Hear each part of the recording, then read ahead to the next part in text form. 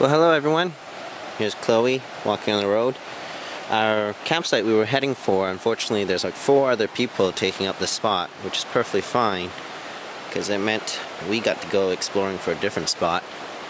And as you see, we found one and didn't have any difficulty getting in, but after parking I realized that I left some decent marks, and well, as most of you guys may know, there's a phrase called tread lightly, so I didn't quite do that there. Anyways, it wasn't too bad. It was a little steep going in on just one side, and the vehicle had no problem getting down. So here we are. We've already cleaned up some trash that's around here from other people. There's like a oil dipstick in there and mats and other things that people just disposed of. Anyway, we got a little spot here for the tent, and here's the river, St. Squamish River. And I'm probably going to try to hang my hammock off of these 2 trees here, but in my rush to get out today, I actually left a lot of my rope at home, so hopefully I can hang it up. You guys will see in a bit if I can or cannot. So just wanted to share with you guys this place really quickly here. So for an inquiring mind, which hammock am I using? I'm not a big hammock user yet, but I'm slowly getting into it. As you see, this is pretty tiny. This is the Grand Trunk's Nano. And I'll show you guys that. Hopefully I can get it up since I left a bunch of stuff at home. These are the usual tree hugger straps that I'll use. And I got those at REI for those of you who live down in the States, and this is the brand.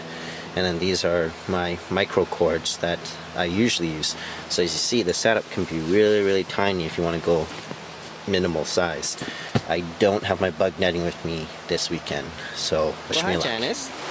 Hi. So I'm gonna have some difficulty trying to find a way to hang this up because obviously the trees are not. I cannot make this a good even distance, and Janice may not be touching the ground. No. But I certainly did, and I gotta go higher. So we're gonna have to try arranging where I'm gonna put the ropes. Teapot. Ah, okay. Here's Chloe. Alright, so this is my Apex Coleman again, as you guys have seen before.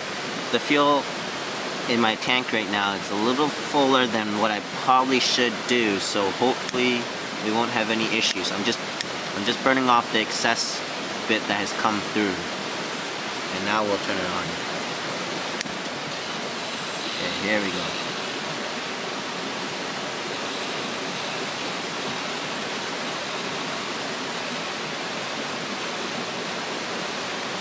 So this is the generators are starting to go. Once it becomes a blue flame, then we can make a dinner where we're going to be mixing the herb butter and the red bean rice again together with some purple, sorry, not purple, with some peppers. Once this cools down, it goes to a nice blue flame instead of a roasting fire.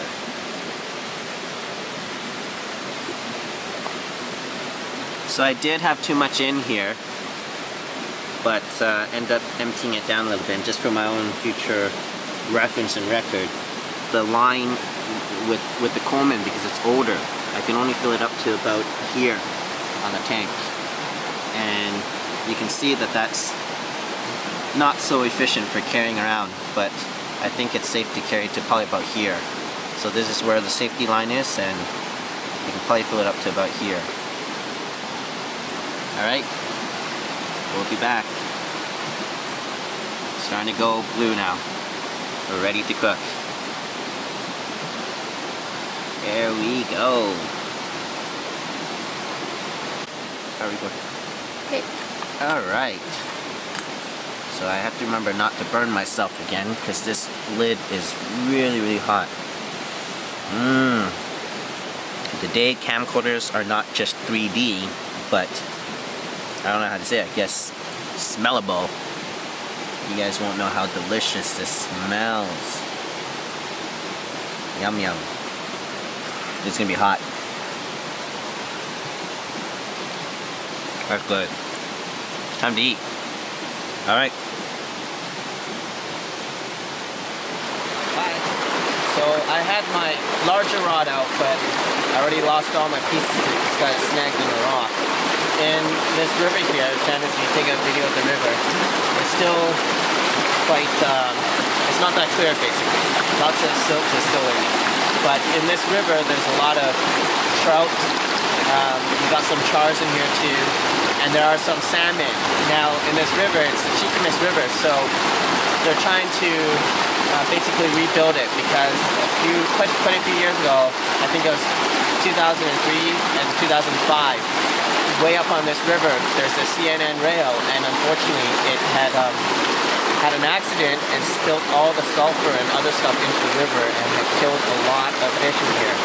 Basically, the estimation was just astronomical, and of course, as you guys know, with fish, it's not a yearly cycle. It may be every other year or 2 or 4 years. So the prediction they gave, the number was even larger than that.